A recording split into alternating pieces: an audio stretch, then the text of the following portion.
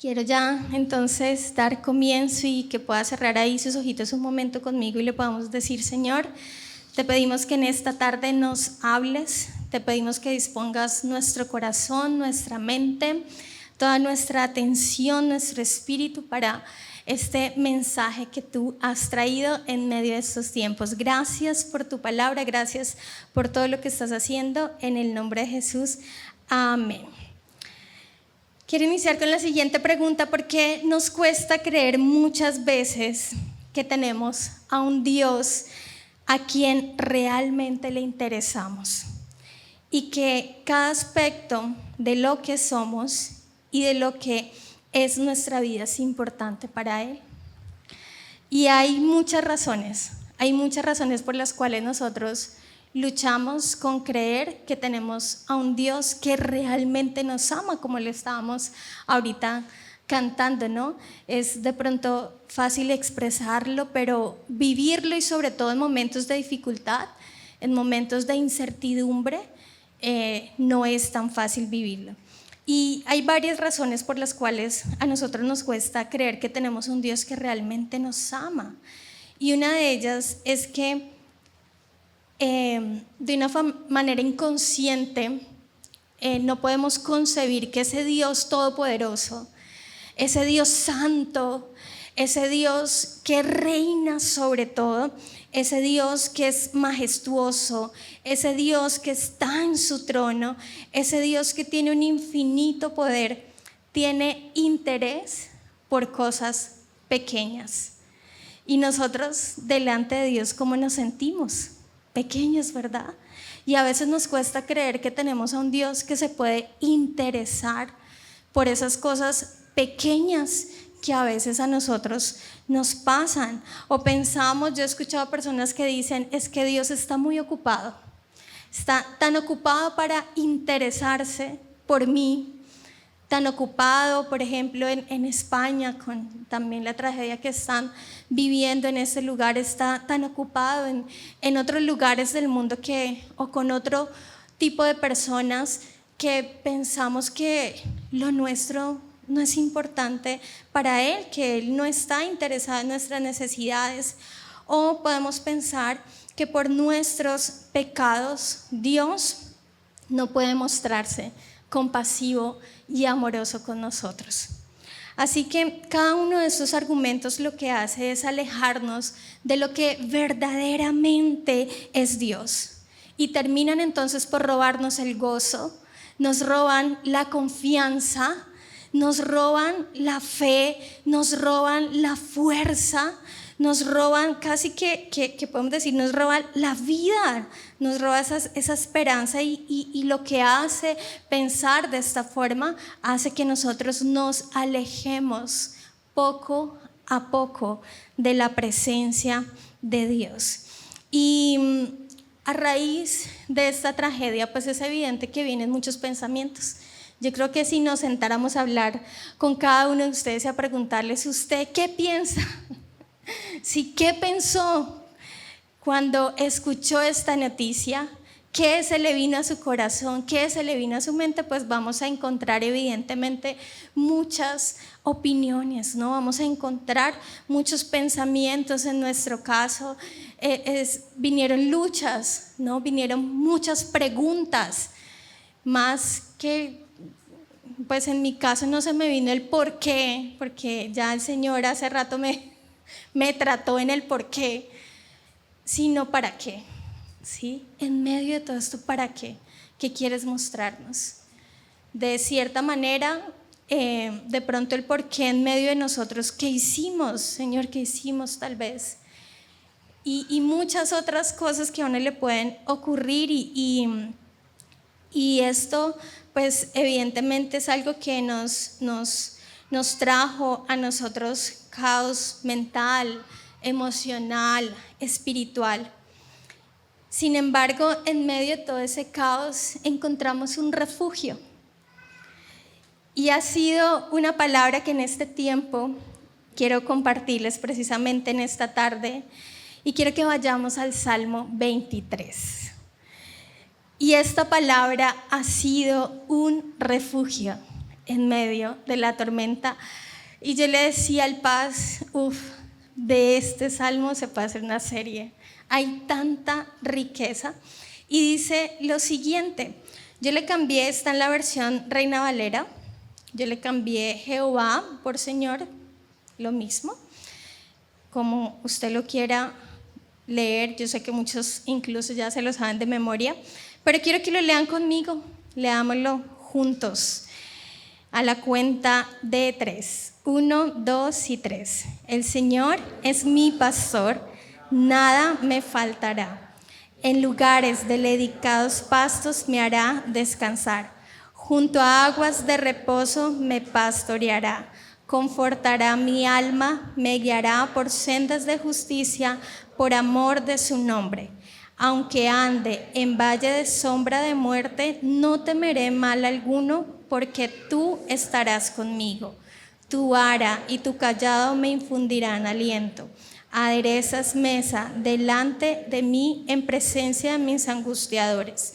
Unges mi cabeza con aceite, mi copa está rebosando. Ciertamente el bien y la misericordia me seguirán todos los días de mi vida, y en la casa del Señor moraré por largos días.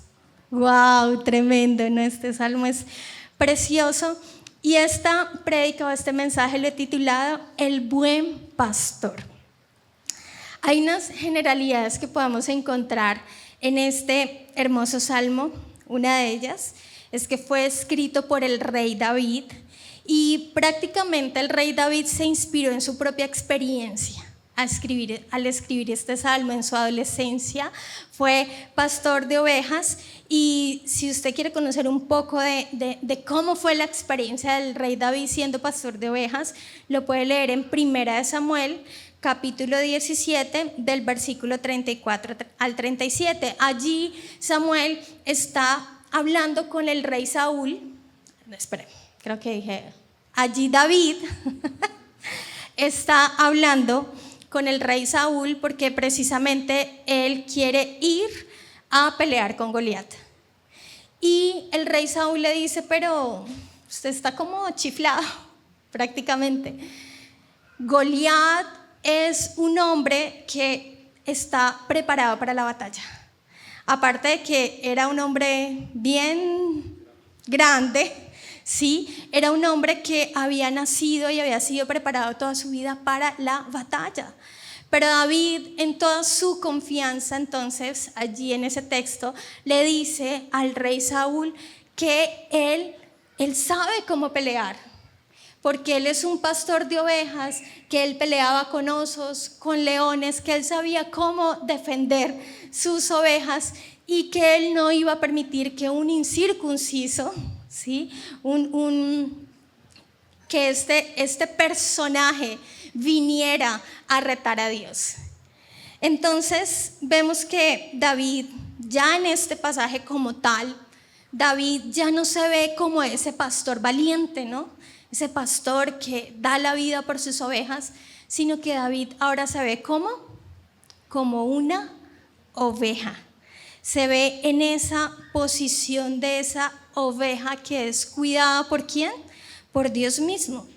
Este es uno de los salmos más famosos y más citados de la Biblia.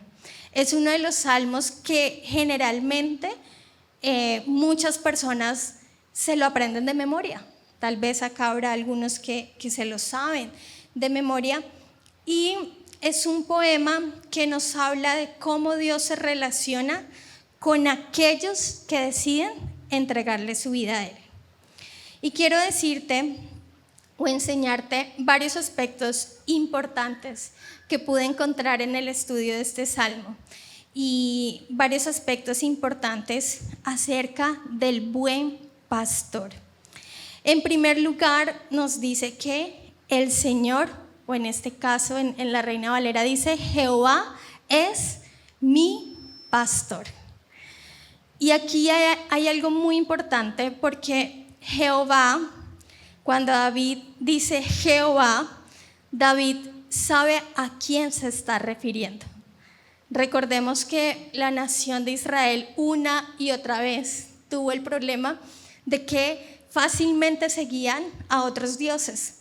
Pero al David decir Jehová, Jehová fue la revelación que tuvo Moisés cuando Dios le dijo, yo soy.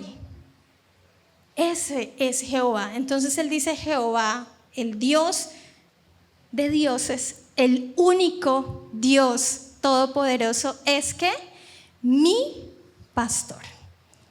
Él no dice Jehová es un pastor. Él dice es mi pastor. ¿Y qué clase de pastor es el Señor? Él es un pastor personal. Él es un pastor que está a la puerta.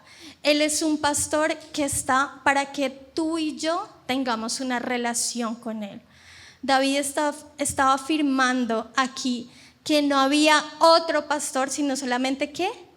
Un pastor al cual nosotros podemos ir. Y en este es precisamente estos dos primeros, el Señor es mi pastor, nada me faltará, es la puerta de entrada para el desarrollo de todo el Salmo. Cuando nosotros entendemos que Dios es nuestro pastor de una forma personal, todo lo demás que encontramos en esta bella poesía viene a convertirse en una agrupación de promesas para nuestra vida. Y ya ahorita les voy a seguir desarrollando cuáles son esas promesas que encontramos. Entonces, en primer lugar, el buen pastor es ¿qué? Es personal. Él quiere tener una relación ¿con quién? Contigo y conmigo. Él no es el pastor de Julián, el pastor de Carolina. Tú tienes que apropiarte de esto. Él es ¿qué? Mi pastor. Y Él quiere que nosotros podamos disfrutar precisamente de los beneficios de que Él sea nuestro pastor. En segundo lugar, como buen pastor, Él es proveedor. Un buen pastor cumple con su responsabilidad y guía a sus ovejas a delicados pastos, dice este texto, y a aguas de reposo. Él no solamente suple nuestras necesidades materiales y físicas, sino que también se encarga de ir más profundo al ser un proveedor. ¿En qué va más profundo? Él provee paz y contentamiento. En la confianza que como hijos de Dios depositamos en su palabra, Él nos brinda paz en medio de toda circunstancia. Eso es lo que yo he podido ver en medio de estos tiempos.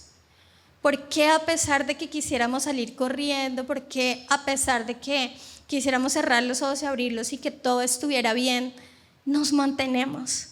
Porque hemos entendido esto, y es que Él nos ofrece consuelo en medio de cualquier situación. ¿Por qué qué? Porque Él es mi pastor. Él provee también restauración. Mira, tu buen pastor no solamente quiere restaurar lo que se perdió durante la prueba o la tragedia, sino que quiere refrescar tu vida hasta llevarla a un lugar mejor. ¿Quién no anhela un lugar mejor? Aquí estamos con un calor sabrosito. Sí, no tenemos nuestro aire chévere. Sí, tal vez no tenemos esas comodidades que estábamos disfrutando. Pero más allá de eso, ¿qué tenemos? Al buen pastor. Y ese buen pastor nos quiere llevar ¿a dónde? A un lugar mejor. Nos quiere llevar a una vida mejor, quiere restaurar tu vida. En tercer lugar, el buen pastor perdona. Algo interesante que pude encontrar estudiando este texto, porque inevitablemente hay que estudiar a las ovejas. Sí, hay que estudiar cuál es el comportamiento de las ovejas. Y resulta que las ovejas tienen una visión de 360 grados y eso les permite estar alerta a sus depredadores. Pero tienen un punto ciego acá delante de la nariz. No logran como ver tener una visión muy buena de lo que está delante de ellos. Entonces, ellos constantemente tienen también una capacidad auditiva para reconocer a su pastor, pero también visualmente tienen una capacidad que han investigado, que las ovejas se memorizan los rostros de las personas. Sí, tienen hasta cierto número de rostros que pueden memorizar. Entonces ellas no solamente conocen a su pastor auditivamente, sino que visualmente también lo conocen. Entonces el pastor generalmente, el que hace, las está guiando hacia pastos mejores, pero de repente a veces la ovejita, sí, que es algo que nos pasa a ti y a mí, de repente ella ve un pasto diferente del pasto hacia donde su pastor la quiere llevar. Y fácilmente la oveja, ¿qué hace? Se sale del camino, se separa de su rebaño. Y es así como nosotros nos salimos también de la voluntad de Dios. Y es que vemos algo que para nosotros es más atractivo a nuestros ojos, para nosotros es más conveniente, ¿sí? Pero terminamos desviándonos de la voluntad de Dios. Terminamos saliéndonos de ese camino hacia donde el buen pastor nos quería guiar. Entonces es algo que suele pasar, y cuando la oveja regresa, ¿no? Retorna, ¿qué hace el buen pastor? ¿Será que la castiga con esa vara y le da unos buenos varazos para que aprenda y para que no vuelva a salirse del camino? ¿Sabes? No. El buen pastor la recoge en sus brazos, la examina, mira que esté bien, que no esté herida, y la lleva nuevamente hacia el rebaño y la pone nuevamente en el lugar, con los cuidados, con la protección donde ella debería estar. Y esto es hermoso porque esto es lo mismo que el Señor hace con nosotros. Él nos perdona, pero Él no viene con esa vara de juicio y no viene con ese listado de pecados a restregártelos en la cara y a decirte: mira cómo me fallaste. Tal vez tenemos heridas emocionales sobre la crianza que nosotros recibimos de nuestros padres, que tal vez fue de esta manera, y a veces inconscientemente pensamos que de la misma manera Dios va a ser con nosotros. Pero al conocer esta faceta de Dios como buen pastor, Él es un pastor amoroso. Él es un pastor que abraza. Claramente también corrige, eso lo vamos a ver ahorita, pero es un pastor que dice el texto que Él conforta nuestra alma. ¿Y cómo la conforta? La conforta cuando estamos en comunión con Él. Es difícil que la oveja pueda recibir las atenciones de su pastor estando lejos. Es muy difícil. Es muy difícil que el pastor la pueda atender. Es muy difícil que el pastor la pueda restaurar. Es muy difícil que el pastor le pueda proveer. Es muy difícil que el pastor pueda ser personal si la oveja está lejos. Pero si la oveja está cerca a su pastor, ¿el qué hace? Conforta. ¿Y qué más hace? Dice: nos guiará por sendas de justicia a obrar bien. Esto quiere decir que esas sendas de justicia es que el Señor nos enseña la manera en la que tú y yo debemos obedecerle. Él nos hace entender los beneficios de poder estar en sus caminos, y debemos entender con ello que el camino por el cual el Señor nos va a llevar siempre va a ser un camino de rectitud moral. ¿Por qué? Por amor a su nombre, dice también la palabra, y esto nos recuerda que lo hará para reivindicar el honor de su palabra y de su inmutable fidelidad. Cuando nosotros decidimos separarnos de esta senda, de la senda de justicia, de obedecer a Dios, nuestras actitudes acarrean vergüenza y deshonor al buen nombre de Dios. ¿Cuántas veces no hicimos quedar mal a nuestros padres por un mal comportamiento, verdad? ¡Qué vergüenza! Yo suelo, antes de ir a ciertos lugares, en este caso ya le hablo a ambas también porque la chiquita también entiende, pero suelo hablarles y decirles, bueno, vamos para tal lugar, tenemos que comportarnos de cierta manera, ¿sí? Pero a veces a los hijos se les olvida cómo comportarse y lastimosamente nos hacen quedar en vergüenza. Y cuando el Señor dice que por amor a su nombre Él nos guía por esas sendas de justicia, Él está diciendo, mira, yo quiero que tú te comportes como un verdadero hijo de Dios, que a donde tú vayas, tú seas el reflejo, seas mi reflejo, porque Él es ¿qué? Tu buen pastor. Él es tu Señor. En cuarto lugar, el buen pastor es protector. Habrá en nuestra vida momentos, como dice el texto, de valle, de sombra, de muerte.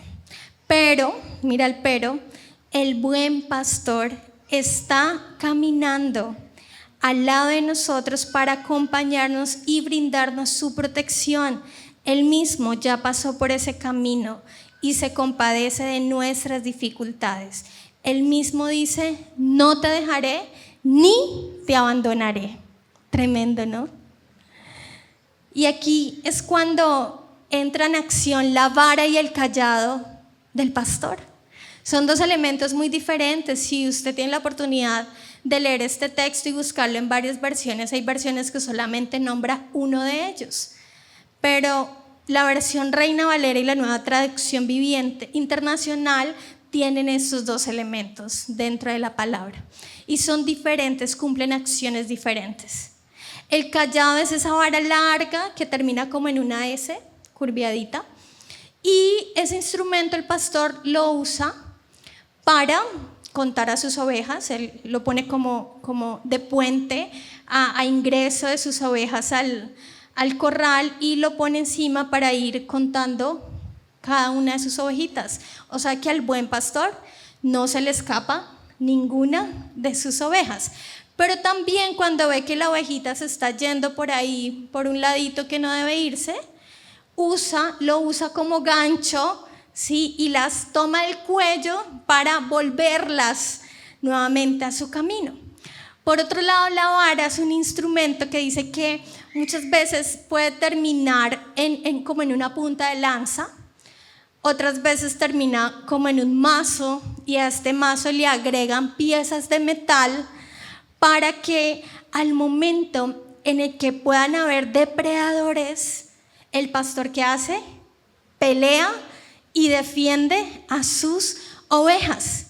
Y esto es una imagen que me pareció muy tremenda porque leyendo en la lectura que hacía sobre el estudio de esta palabra, hablaban acerca de los pastores de Transjordania, que creo que decían que es el lugar como donde David pastoreaba las ovejas, y hubo una persona que quiso ir a estudiar cómo eran esos pastores, cómo se veían.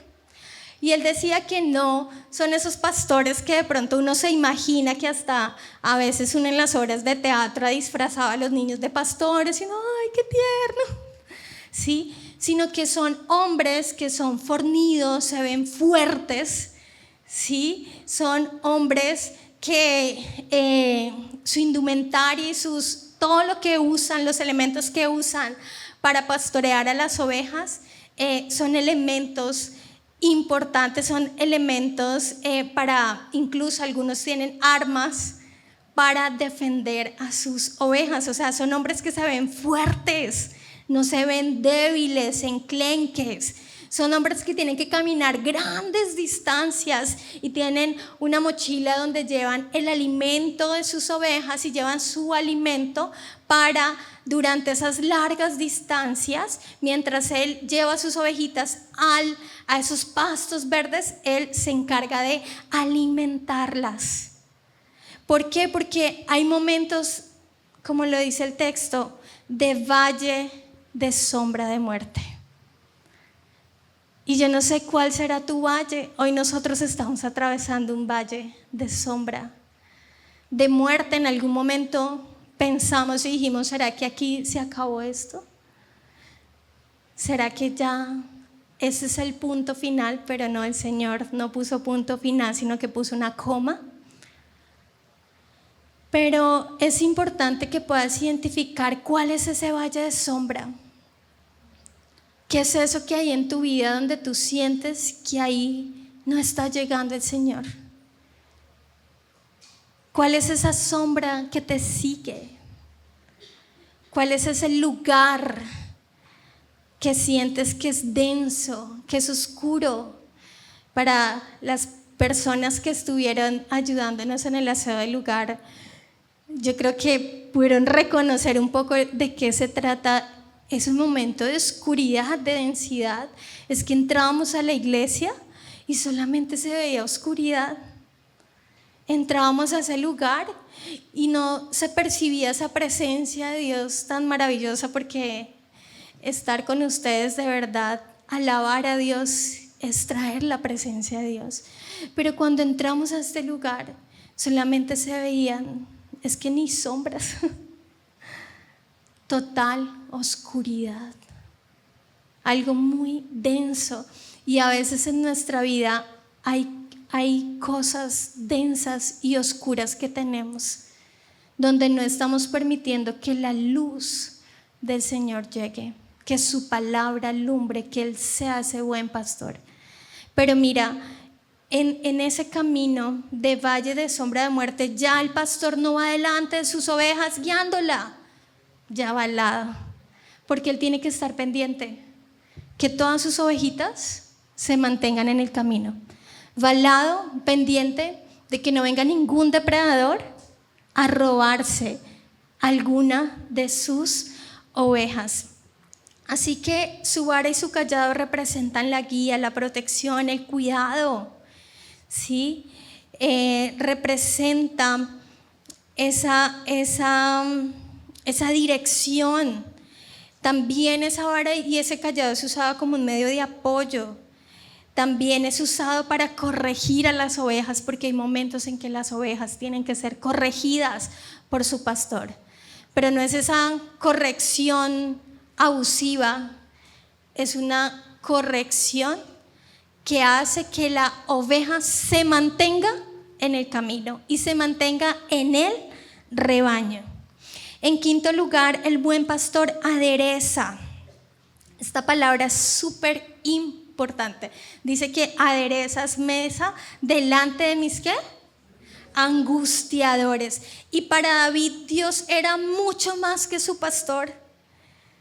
Y a continuación, David pasa, incluso cambia. Él estaba diciendo, el Señor es mi pastor. Y aquí dice, aderezas mesa delante de mis angustiadores, y empieza a cambiar un poco el discurso. Y es que aquí David empieza a describir al Señor como un anfitrión que ha preparado un espléndido banquete al que el salmista es invitado como huésped. Resulta que en ese entonces, cuando se tenía un invitado a una cena, el invitado llegaba y los sirvientes, ¿qué hacían?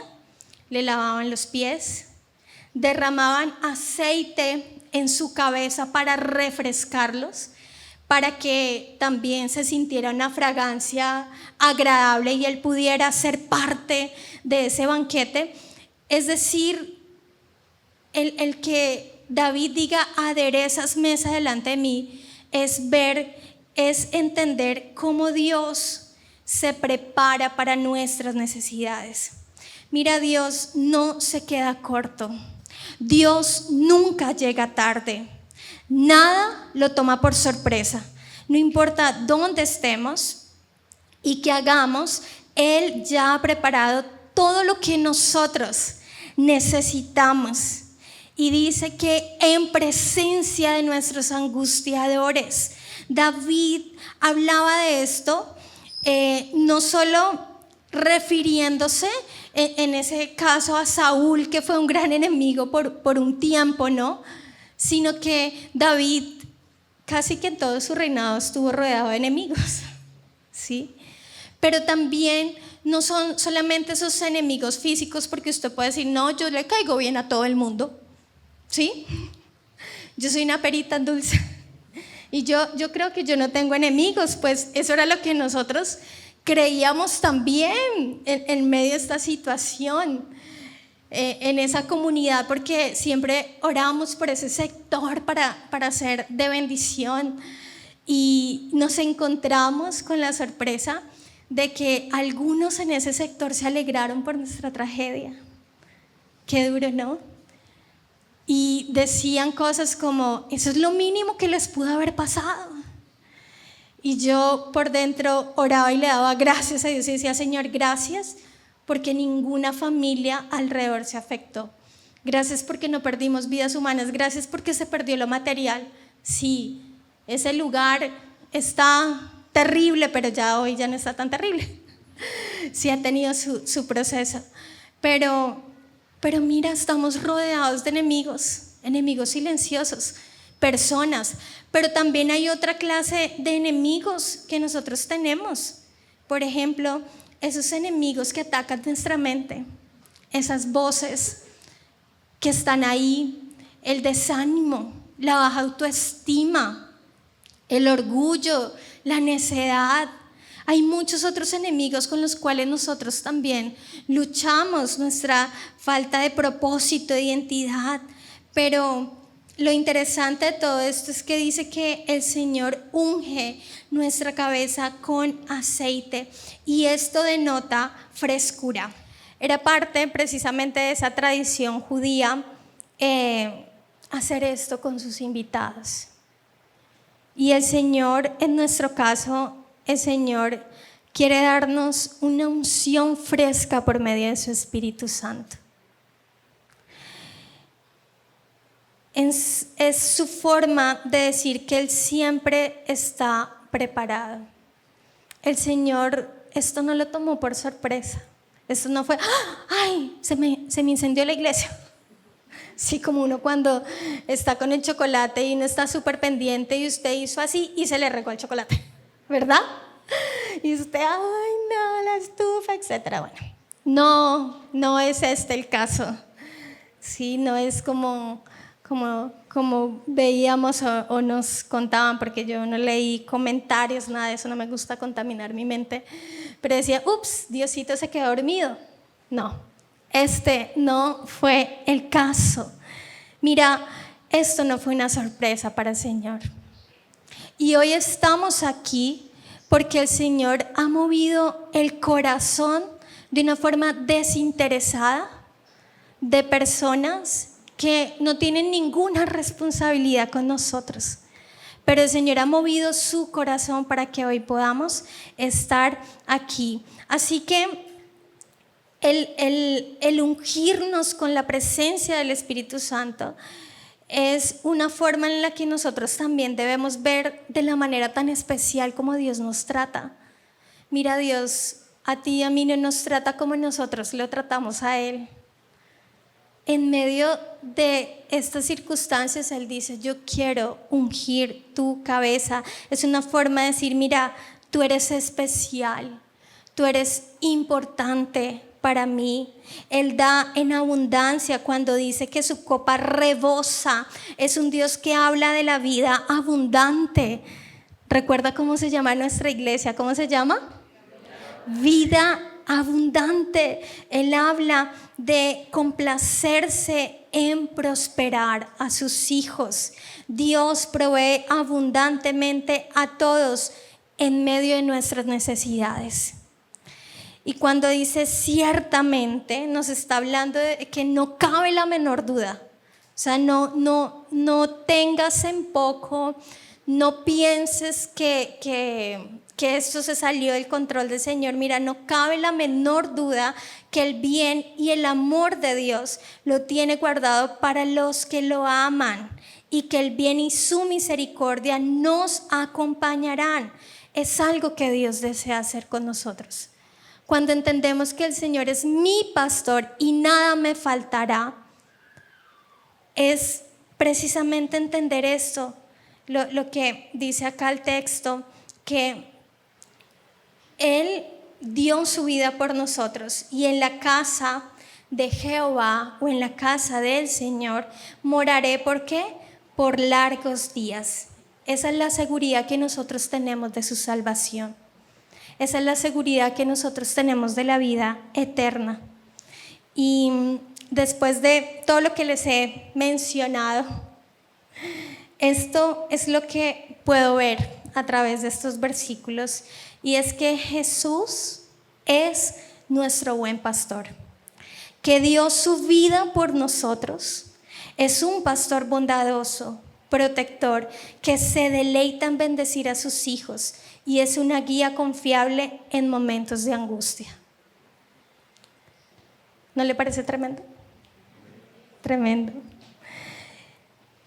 Y algo muy importante también con este texto, y es que no podemos decir que Jehová o que Jesús es mi pastor si Jesús no es tu Salvador. Hay personas que conocen perfectamente este salmo porque es uno de los más conocidos, ¿no? De hecho, se usa mucho esa parte donde dice que aunque ande en valle de sombra y de muerte no temeré, y solamente como que extraemos tal vez esas partecitas que nos parecen como que nos llegan más al alma. Pero mira que este salmo tiene un orden cuando dice Jehová es mi pastor y nada me faltará. Es porque yo le estoy reconociendo como mi Señor y como mi Salvador.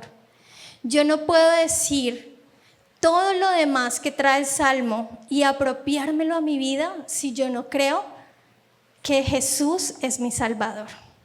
Yo no puedo decir que Él adereza mesa delante de mis angustiadores si yo no creo que Él es mi Señor, que mi vida le pertenece a Él, que Él murió en una cruz por mí. No podemos usar este salmo solo como una oración de fortaleza en momentos de angustia. Este salmo es una expresión de una vida que reconoce quién es su Salvador y su esperanza está puesta en Él. Por eso David dice, Jehová es mi pastor. David estaba reconociendo que Jehová era su Señor, que no había otro. Porque recordemos que el pueblo de Israel estaba contaminado. Habían muchos dioses en los cuales, sí, de pueblos vecinos, de enemigos, de los cuales ellos creían. Pero David, al hacer esta exclamación, Jehová es mi pastor, nada me faltará. Y el resto de versículos se convierten en un grupo de promesas al reconocer que ¿quién? Que Jesús es mi Salvador.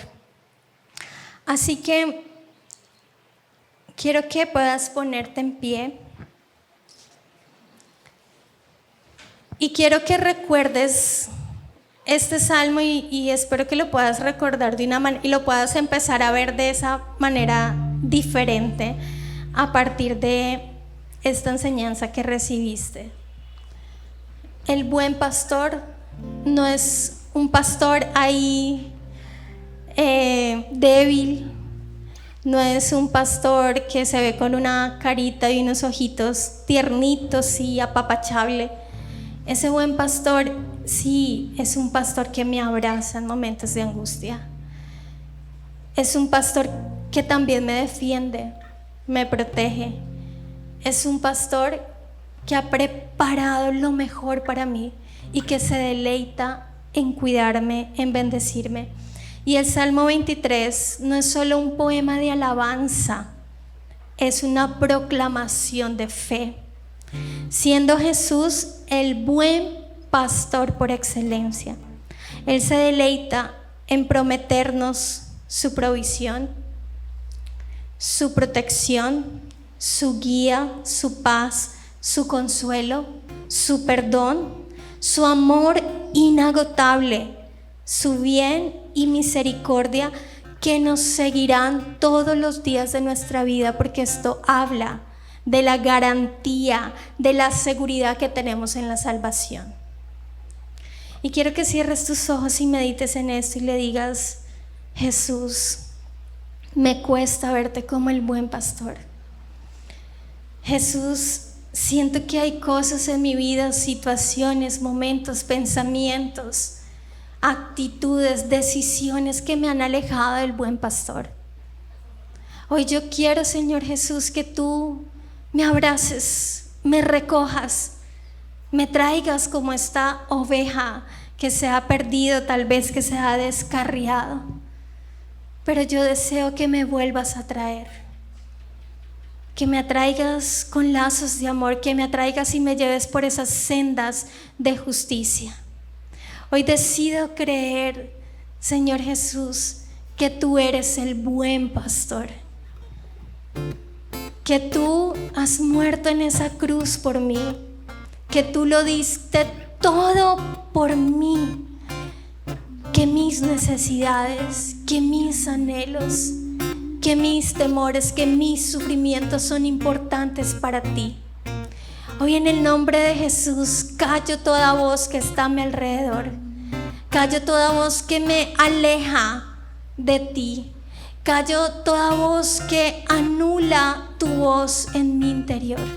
Hoy en el nombre de Jesús le decimos a esas voces, a esos dardos de mentiras de Satanás, que en este momento se van de nuestra mente, que se anula todo pensamiento contrario a la voluntad de Dios y que nuestros pensamientos se alinean a la perfecta voluntad de Cristo. Señor, hoy te reconocemos. Dile: yo te reconozco como mi Señor, como mi Salvador, como mi buen pastor.